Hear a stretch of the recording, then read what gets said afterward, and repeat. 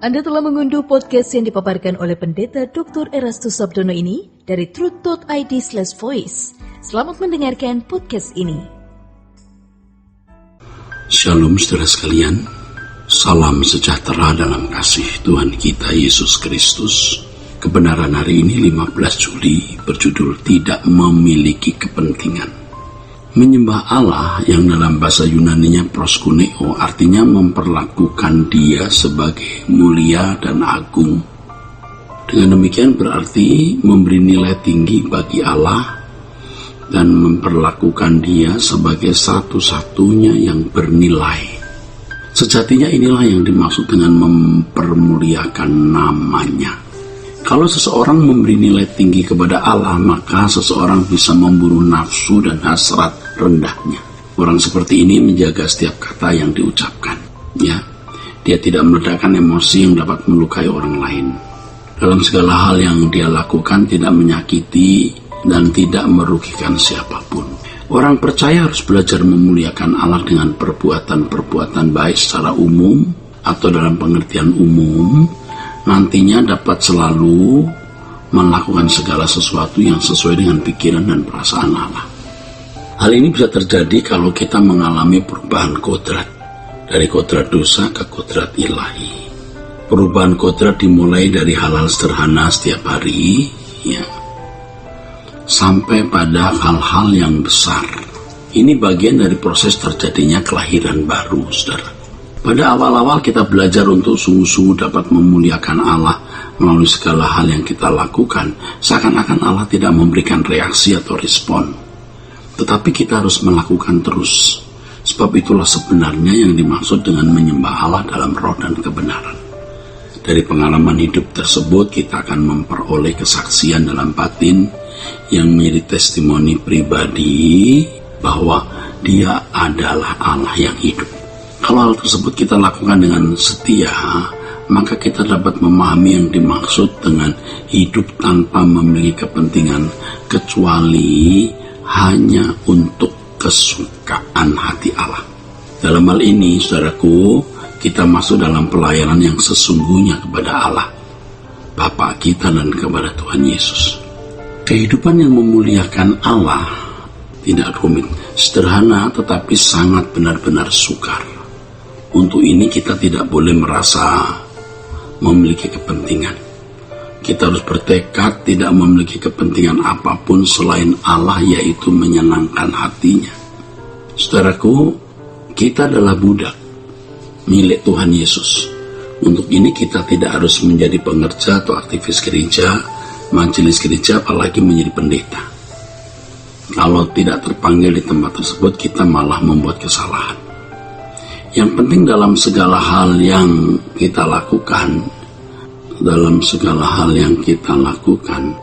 kita menyukakan hati Allah dengan tidak melukai dan merugikan siapapun. Orang yang berusaha dengan motivasi yang tulus mau menyenangkan hati Allah pasti tidak melukai atau tidak merugikan siapapun. Orang yang mengasihi sesama pasti menyenangkan hati Allah. Pasti menyenangkan hati Allah. Oleh sebab itu kita harus mempersoalkan apakah ada tindakan yang kita lakukan yang merugikan atau menyakiti orang lain.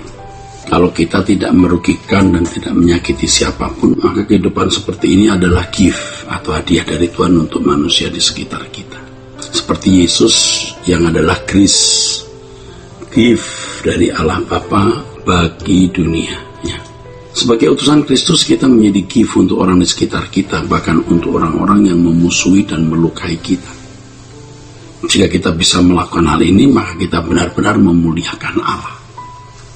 Dan dalam hal tersebut kita benar-benar menyenangkan hati Bapa. Dalam hal ini betapa naifnya orang-orang yang merasa sudah memuliakan Allah hanya karena menyanyi atau mengucapkan syair yang memuat pujian bagi Allah. Memuliakan Allah pada dasarnya adalah sikap hati yang tentu saja terekspresi dalam tindakan, saudaraku. Sangat mungkin Di antara kita ada yang mempunyai dendam dan sakit hati. Dendam atau sakit hati tersimpan di bawah sadar. Nah, kita harus memperkarakan itu di hadapan Tuhan. Harus dipahami bahwa dendam yang tidak diselesaikan akan menjadi duka abadi. Tetapi pengampunan adalah sukacita abadi di kerajaan surga. Tidak ada orang yang menyimpan dendam diperkenan masuk surga. Karena memiliki dendam terhadap orang lain berarti membenci. Dan seorang pembenci saudaranya adalah seorang pembunuh. Saudaraku sekalian, memang dalam kenyataan hidup sering kita dimusuhi oleh orang yang bukan berasal dari agama lain, tetapi saudara seiman, teman sepelayanan, pimpinan gereja seperti majelis atau pendeta. Kita tidak boleh membalas kejahatan dengan kejahatan, tetapi kita harus mengasihi orang yang memusuhi kita dan mendoakan mereka dengan tulus.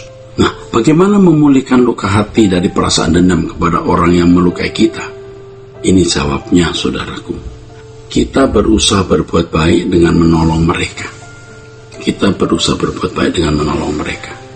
Kalau kita tidak berkesempatan bersentuhan dengan mereka, kita dapat mendoakan mereka dengan tulus. Harus diingat bahwa kita tidak memiliki hak untuk membalas dendam. Kita tidak memiliki hak untuk itu. Karena kita sudah tidak berhak memiliki kepentingan sendiri.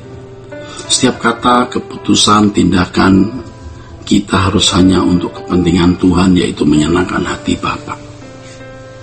Walaupun tidak ada orang yang dapat melihat bahwa kita memuliakan Allah, walaupun tidak ada orang yang melihat kita memuliakan Allah secara benar dengan melakukan segala kebaikan seperti yang saya kemukakan ini, tetapi Allah pasti menemukan hidup kita.